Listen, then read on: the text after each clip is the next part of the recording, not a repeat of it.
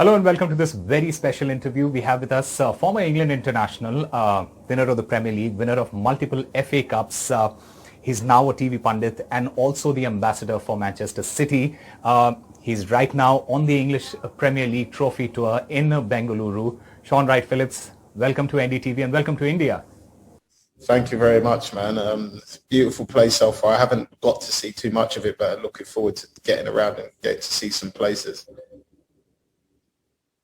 We've heard this is your first visit to this country. Tell us your fans about just what little experiences that you've had here, the people that you have met, the kind of place that you've been to, and the most importantly, the kind of food that you've had. Well, I haven't actually had a chance to eat today. I've been working, so I'm waiting to eat after I do all these. But in general, just how nice and helpful the people are. They always want to help you, even if you don't really need them to help. They're trying to make your time here as enjoyable as possible. And I'm having a nice time so far. The only place we've been to at the minute is to the mall because we was in a Puma store doing some bits and bobs with the City fans and fan bases over here. Did you also manage to learn a little bit of Hindi? I haven't tried yet. At some point, no doubt I will. So you might see it somewhere, but I haven't tried. All right. You're here as the ambassador for Manchester City. You've interacted with a lot of football fans, as you said. You also must have interacted with a lot of football players in the country. What do you think of the football scene in India? Do you see it going in the right direction now? For me personally, I can't speak honestly, but I know they're at a place where they're starting to build something. And I think if they keep their structure the way they want it and build from the ground upwards, I think it can go very far, because I think it's a good thing to give the kids especially and the players that can actually play football. The more teams that get involved, the more clubs there will be and the bigger the league becomes. Right.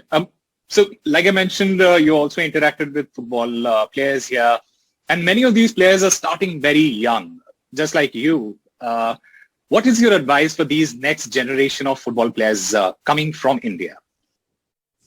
And I think my next, my bit of advice I would give is to stay humble, enjoy working hard, and most of all, remember, play the game with a smile on your face, because if you can make it in a sport that you love so much, you might as well smile about it, because it's not always easy. We all know your association with Manchester City. You have played with them in the youth team. You have also played with them in the Premier League. You have seen this team transition from a mid-table team to one of the best teams in club football right now. How do you assess this transition from, say, for example, 10, 15 years ago till now? How do you see this transition? The way I always seem to explain it is if you're a City fan and you remember when I was playing, it was quite a rigid and simple, either 4-4-2 or 3-5-2, which everybody, it was kind of in a way like train lines where you just stayed in your positions and you only kind of moved in certain directions. Whereas if you see Manchester City now and you watch them, I think they're, especially the top 5 players that play from the midfield and attack, they all rotate so much that they all know how to play each other's positions. So there's a lot of interchanging that Pep's brought to the Premier League, and I would say to those players' career, which has enhanced it to a level where now pretty much all of them are classed as elite players, which is very rare for me to see 5 elite players playing so well consistently throughout the last, 4 years, I would say. So the style of football he's brought to the Premier League is just second to none. And I don't think we're going to see anything like that in a long time. You started with Nottingham Forest, then you moved to City. You were also named the Pocket Rocket. Where did that come from? I honestly do not have a clue, to be honest. I remember there was me and another player called Chris Shuker, and he was from Liverpool, and he played on the left and I played on the right, and we was both round about the same size. So Joe Rowe just decided just to give us that nickname, and he called Chris Shuker Weasel and he called me Pocket Rocket. So it just sat there, to be honest with you, and I just imagine it's because I was quick off the mark. Yeah, you started as a winger. Moved to playing wing back, and I believe it was Kevin Keegan who was the City manager when you started doing that. Uh, how did that transition happen from you playing up on the field to playing where you could literally see the entire ground? I can't explain how it happened. I just think the system that Kevin Keegan wanted to play at the time, that was the only visible space he could see me fitting in. And it took him a while to accept that I can play there because of my height situation. But once he put me in and he kind of showed me the basics, I kind of just got on with it, to be honest with you, and learned along the way. And I knew how to defend somewhat anyway, so I just had to get a bit better at that. But I used to run up and down and help my defenders. So there wasn't much difference apart from the fact of, like you said, when I did get the ball, I could pretty much see everything in front of me, and my back or my side wasn't always to the defender. So from that respect, it was actually quite nice because I could see everything coming.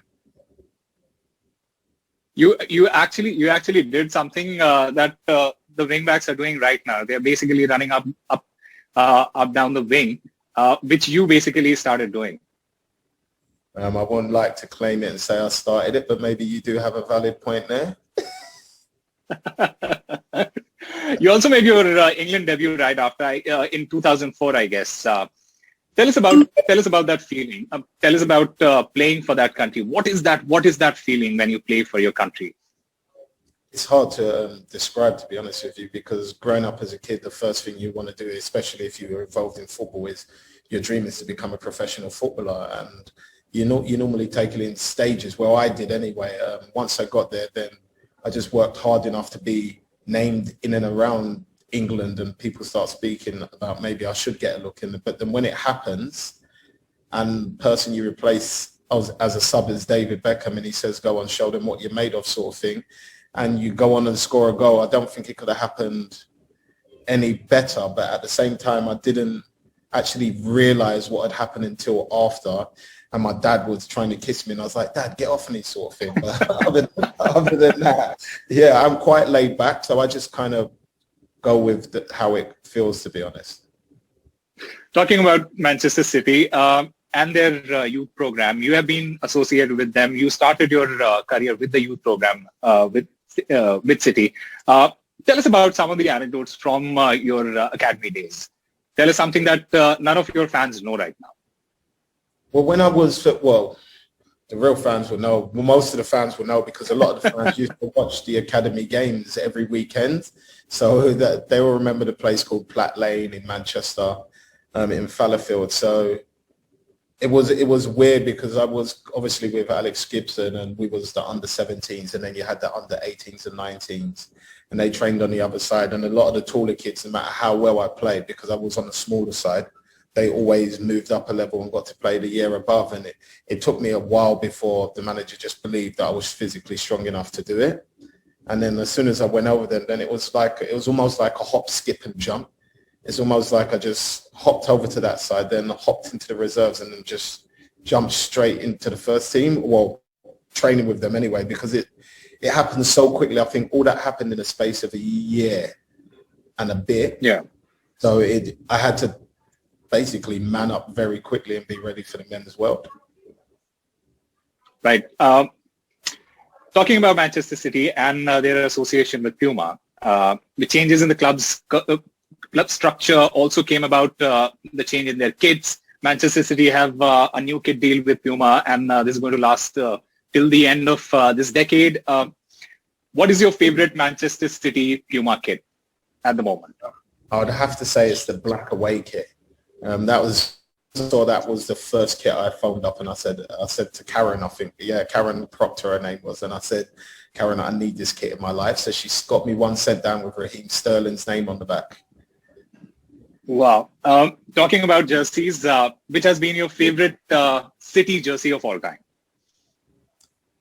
You know, I think I would go back to, I can't remember, I think it might have been First Advice on it.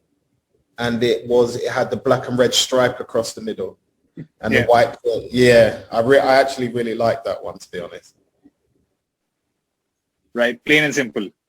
Also, you've scored some very, very important goals for in that City jersey. In that City jersey, which one of your goal is the favorite one, and why? I always say against United, to be honest with you. Especially in the 4-1 game. A lot of the fans weren't too happy because a lot of them put a bet on for us to beat United 3-1. And then I went and scored the fourth goal in like the dying minutes. So a lot of them lost.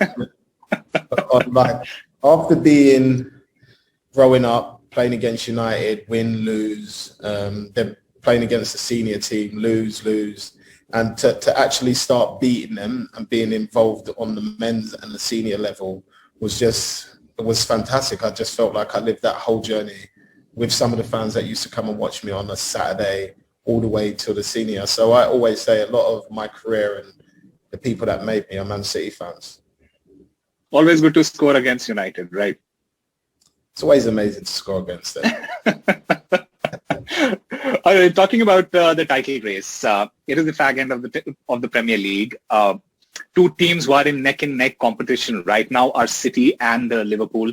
City plays against Liverpool tomorrow in what could be the title-deciding match. Do you think, first of all, what is your prediction for that match? And who do you think can go on and lift the trophy this year? Because it is really neck-and-neck right now. Well, of course, I'm going to say Manchester City because I'm a Man City fan, so that's who I want to win the game, firstly.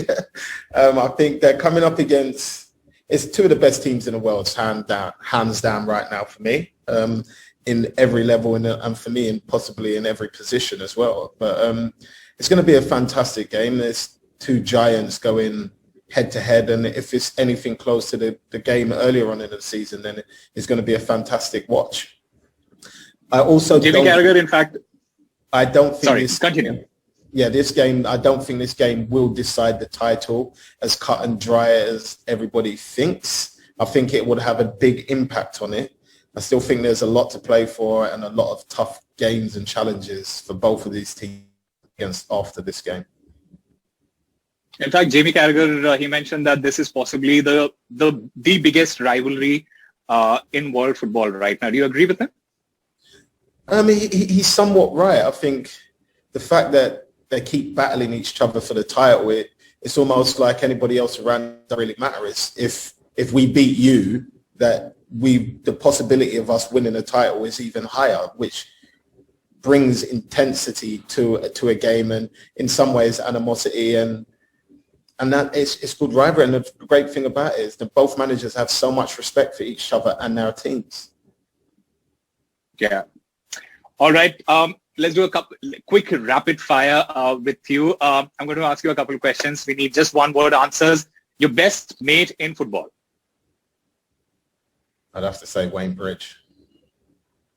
Who's the best finisher? Hernan Crespo.